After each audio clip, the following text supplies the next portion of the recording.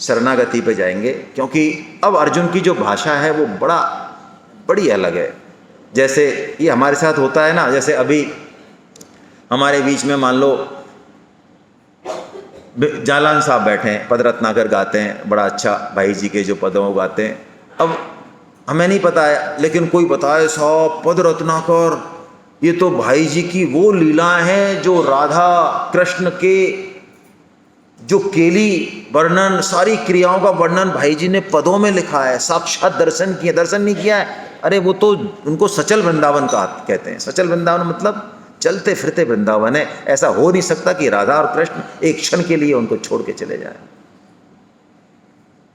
तो वो ये पद गाते हैं, ये इतने महान है। जैसे हम इनके बारे में ऐसा बताएंगे तब हम जो नमस्कार करेंगे इनको, तब वो नमस्कार अलग होगा। अच्छा हरे कृष्णा साहब, जालान साहब, और हम वैसे परिचय करा दें ये जालान साहब है, अच्छा हरे कृष्णा साहब, बोलो फर्क पड़ता है नहीं पड़ता है। तो बस अब ऐसे ही भगवान अपने बारे में कह रहे हैं कि अर्जुन अब मेरे एक अंश में इतने सारे ब्रह्मांड हैं। तो अर्जुन की भाषा बड़ी अलग है। अब अर्जुन कैसे पूछ रहे हैं, देखिए ऊपर का श्लोक देखिए, है ना। अर्जुन पूछ रहे हैं प्रभु यदि मेरे द्वारा वो रूप देखा जा सकता हो तो, यदि मैं योग्य हूं, यदि आप योग्य नहीं हो तो कोई दिक्कत नहीं है, मैं तो जो आप कह रहे हो वो मान रहा हूं, मुझे पूरा विश्वास है, लेकिन यदि मैं योग्य हूं तो मुझे दिखा दीजिए। क्या बात है, लैंग्वेज देखिए आप अर्जुन की। भगवान को ये दैन्यता चाहिए मतलब दीनता। भक्ति दीनता का वस्त्र पहन के आती है। भक्ति में दैन्यम बहुत जरूरी है। तो इस दैन्यम पे, इस शरणागति पे भगवान रीझ जाते हैं। अर्जुन को तो ये भी पता नहीं है कि भगवान ने जिस विश्व रूप का संकेत किया, भगवान ने किया ना। यदि भगवान इस संकेत को नहीं करते तो क्या अर्जुन पूछ सकते थे प्रश्न? बोलो, अर्जुन प्रश्न पूछ सकते थे क्या कि भगवान मुझे अपने विश्व रूप को दिखाओ? पूछ सकते थे। तो अब आप मान लो कि हमारे जीवन में जो कुछ भी आध्यात्मिक क्षेत्र में घटता है वो भगवान की कृपा से ही घटता है। विश्व रूप भी भगवान अपनी कृपा से ही दिखा रहे हैं। तो भगवान कहते हैं अर्जुन तू मेरे एक नहीं हजारों रूपों को देख। एक रूप ही कही थी मैंने, तो तू हजारों को देख। और सुन, तुझे तो आइडिया भी नहीं है, तू इनको इन चर्म चक्षुओं से नहीं देख पाएगा। तो दिव्यम ददामि ते चक्षुम पश्चिम योगमेश्वरम। क्या बात कही भगवान ने, मैं तुझे दिव्य चक्षु देता हूं। वाह क्या बात है। स्वामी जी महाराज कहते हैं देखो कितनी इसमें एक महत्वपूर्ण संकेत छुपा हुआ है कि अभी अभी अर्जुन ने भगवान से कहा था मुझे सारी विभूतियों को बताओ। क्या कहा था? सारी विभूतियों को बताओ। तो भगवान ने क्या कहा था?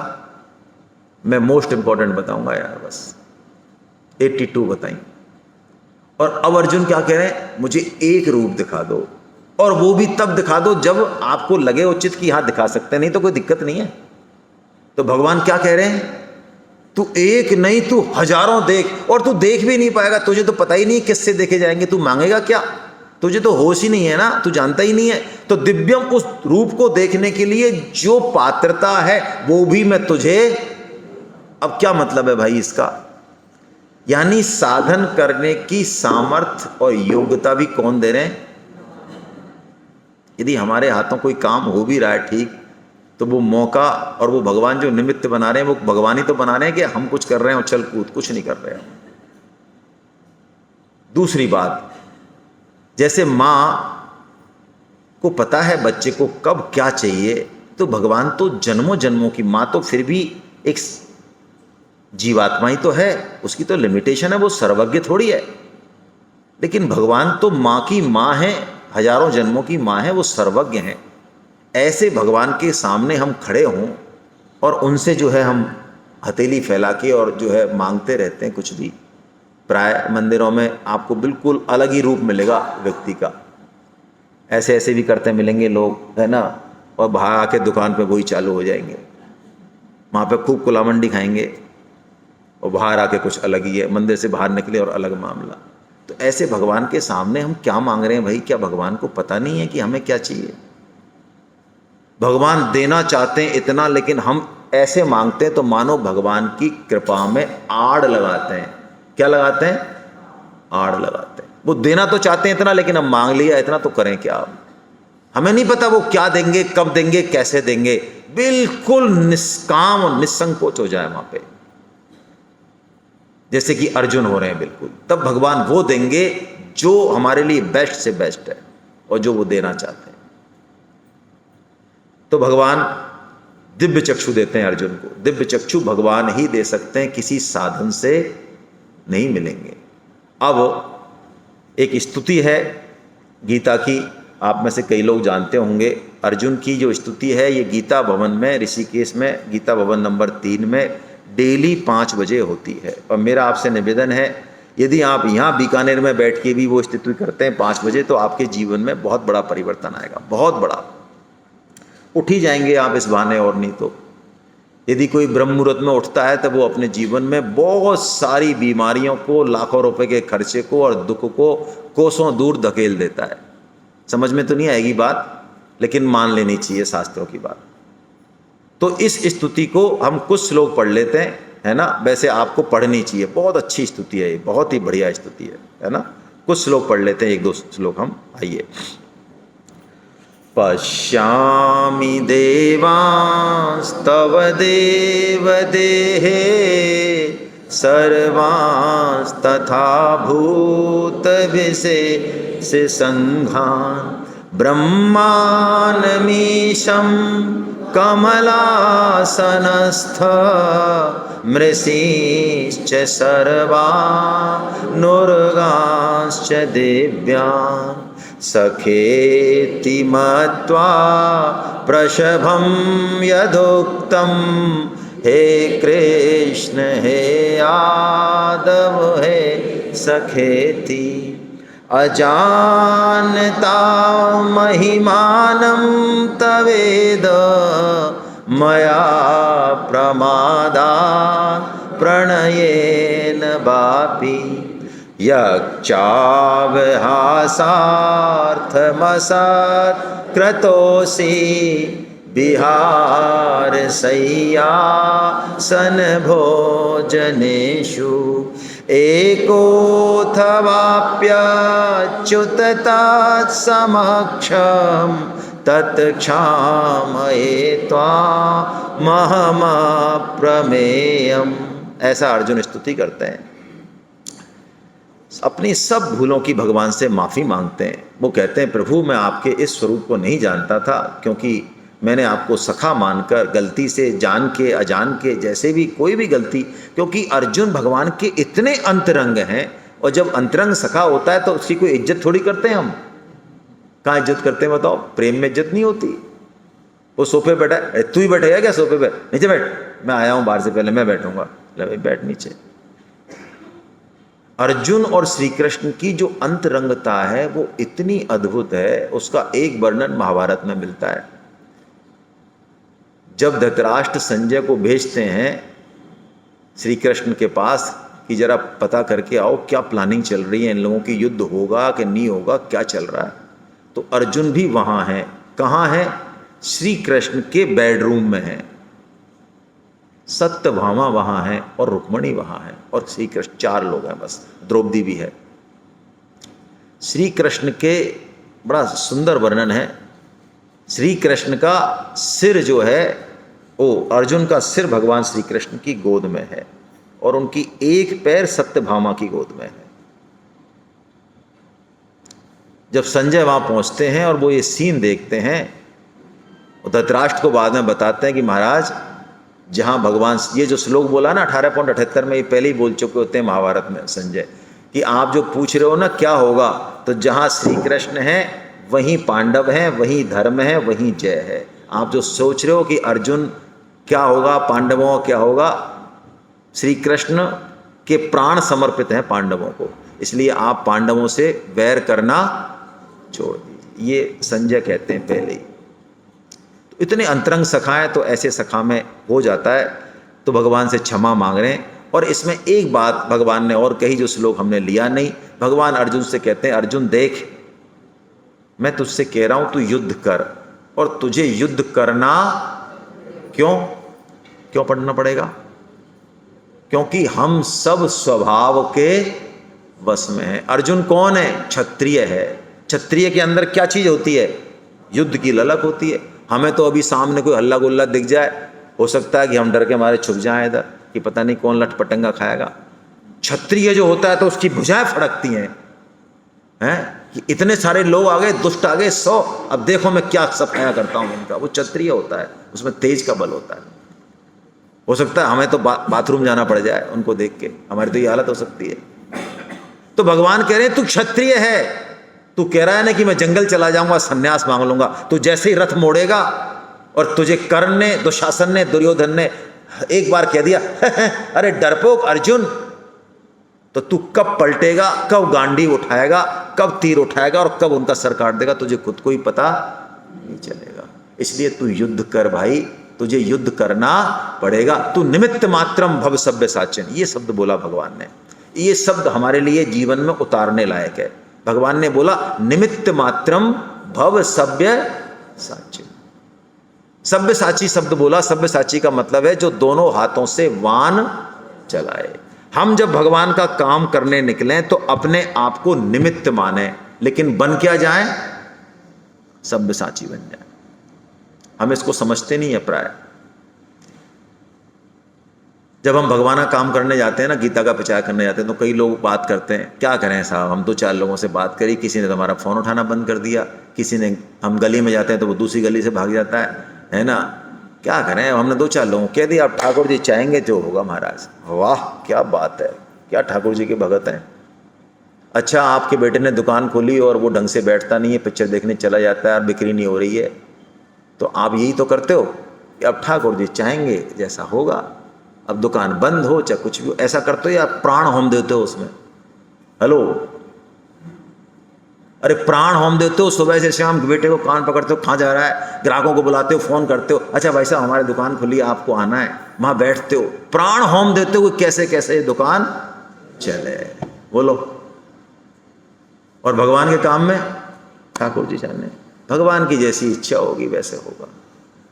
नहीं, सव्यसाची बनना है। सव्यसाची मतलब जितनी युक्ति, जितना प्लानिंग, जितना दिमाग है वो सब लगाना है। हाँ, उसके बाद भी सफलता मिले असफलता मिले, अपने आप को निमित्त मात माने, क्योंकि काम भगवान का है, हम मुनीम है उसके। ये टेक्निक है, लेकिन हम उल्टी टेक्निक लगाते हैं। अब भगवान एक श्लोक बोलते हैं मात्र। इस श्लोक में गीता, अब तक जो गीता में बात कही, कर्म योग, ज्ञान योग, भक्ति योग, सब समेट दिया भगवान ने। गीता में ऐसे कई श्लोक हैं जिनमें पूरी गीता सिमटी हुई है।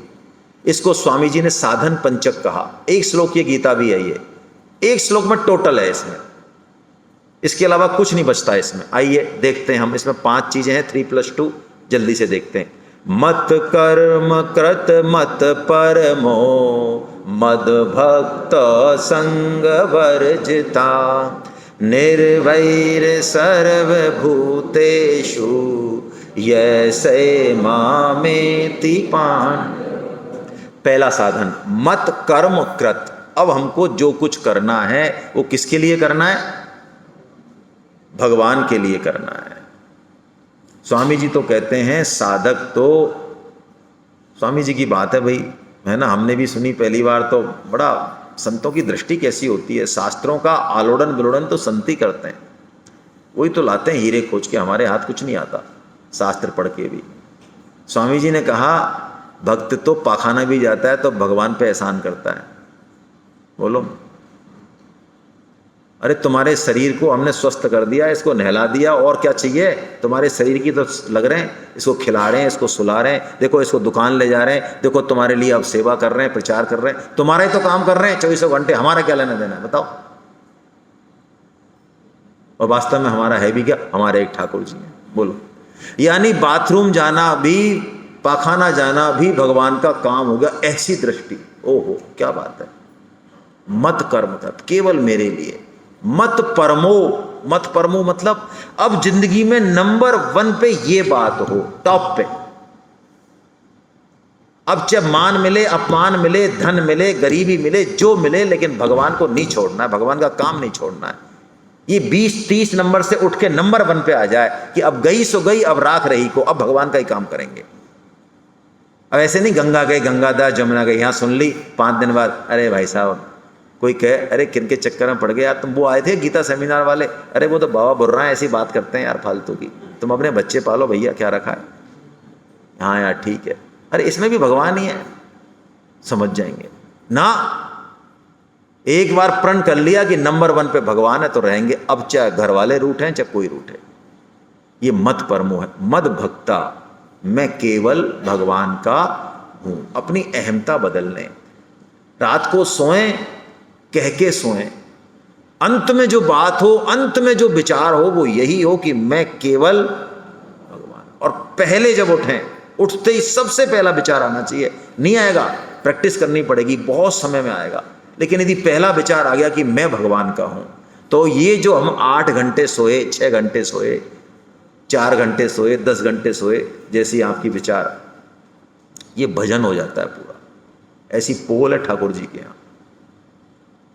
ठाकुर जी इसको डायरी में हिसाब उसमें लिख लेते हैं, याद तो रहता नहीं उनको कि 8 घंटे भजन किया आज इसने। बोलो कितनी बढ़िया बात है, इसमें दिक्कत है कोई? अरे बगल में जो सो रहा हो उसी को धक्का दे दो, मैं भगवान का हूं, हटाओ। सबसे पहले उसी का ध्यान आता है ना, तो उसी को दो धक्का, मैं भगवान की हूं। क्या धक्का दिया? अरे मैं भगवान की हूं, बस मैं तो ये बोल रही थी, कुछ नहीं है, हटाओ, तब तो याद आ जाएगा। तो 8 घंटे का फोकट में मिल रहा है, और क्या बढ़िया, इससे बढ़िया क्या जुगाड़ है। तो ये 3 साधन हो गए, 2 साधन, हाँ संग वर्जित, अब 2 साधन और। संग वर्जित, जो चीज हमको मिलती है हम उसको पकड़ लेते हैं, जिसको पकड़ना चाहिए ठाकुर जी को, उसको अलावा सबको पकड़ लेते हैं। हमको कोई पद दे दे पकड़ लेंगे, उतरेंगे ही नहीं। आप देख लो बड़ी बड़ी संस्थाएं, उनमें जो पद पे बैठ जाते हैं लोग, है ना, 30-30, 40-40 साल हो जाए, लेकिन उतरने कहो तो मरे ही नहीं उतरे वो, है ना। और कहेंगे भाई साहब हम तो भगवान के लिए काम कर रहे हैं, समाज के लिए कर रहे हैं, तुम्हारी कैसा, हमको कुछ नहीं चाहिए इनसे। और अंदर क्या चाहिए वो तो खुद ही जानो। संग का मतलब कुछ भी नहीं पकड़ना, ना घर, ना रिश्ते, ना धन, कुछ नहीं पकड़ना, कुछ नहीं पकड़ना। संग वर्जिता, मिले सब कुछ, सब कुछ मिले, लेकिन सदुपयोग हो जाए, बिल्कुल जल में कमल के पत्ते की तरह। ऐसा लगे कि हाँ माला पहन रहे हैं, हाँ पहनो तो माला, क्या दिक्कत है। लेकिन माला कौन पहन रहा है? पहन रहा है जो पहन रहा है, हमारा क्या लेना देना है। संग पकड़ना किसी को नहीं है, यदि पकड़ा फंसे, पकड़ा फंसे। अंतिम बात, निर्वैर सर्वभूतेषु, ये बात हम में नहीं बैठती है। हमको किसी से भी द्वेष नहीं करना है। संग तो सबका नहीं करना है, अपने सर्किल में सबको नहीं रखना है। हम तो वहीं रखेंगे जो वैष्णव है, अच्छे विचार वाले, गीता रामायण पढ़ते हैं, उन्हीं का ही संग करेंगे, बाकी का नहीं करेंगे। लेकिन द्वेष नहीं करना है। जब तक द्वेष भाव होगा तब तक भगवत प्राप्ति नहीं होगी किसी से भी। स्वामी जी कहते हैं एक व्यक्ति से भी यदि द्वेष रहा तो समग्र परमात्मा की प्राप्ति नहीं होगी। रामकृष्ण परमहंस जी की जो धर्मपत्नी है मां शारदा, उनका अंतिम उपदेश है ये।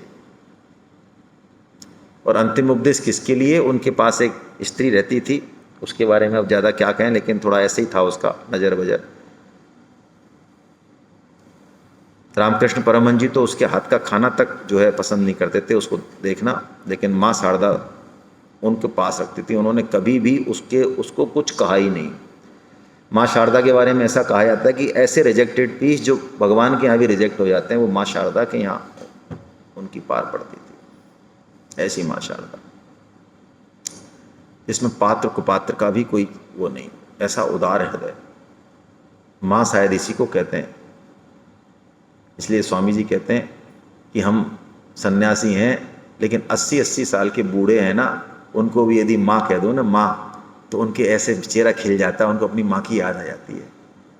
माँ, माँ मतलब महात्मा, आत्मा, परमात्मा। माँ, माँ क्यों? सब कुछ देने के लिए उतारू है वो, दूसरे के सुख दे रही है, खुद का सुख दूसरे के सुख में छुपा है वो माँ। तो माँ शारदा ने उस लेडीज को, स्त्री को अंतिम उपदेश उसी को दिया और कहा कि बेटी, दुनिया में यदि तुझे सुख से रहना है, भगवान की प्राप्ति करनी है, तो कभी भी किसी में दोष मत देखना। बहुत मुश्किल है भाई।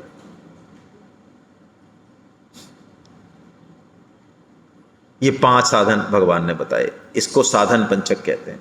हरे कृष्णा